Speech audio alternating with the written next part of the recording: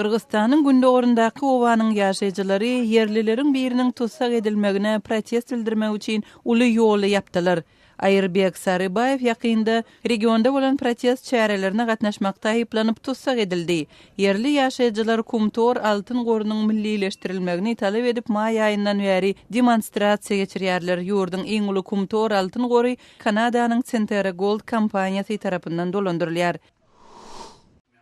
Pakistanyň Khyber Pakhtunkhwa welaýatynda federal taýdan dolandyrylýan tire taýpalar regionunyň liderleri köp taraplaýyn siýasaty işläp düzmek üçin seminara gatnaşdylar.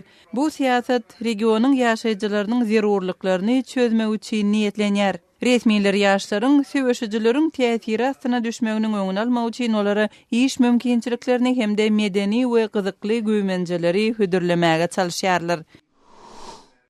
Ermenistanyň ýokary derejeli resmileri ýurtda öndürilen ilkinji planşetiň tanışdyrylyş dawaratyna gatnaşdylar.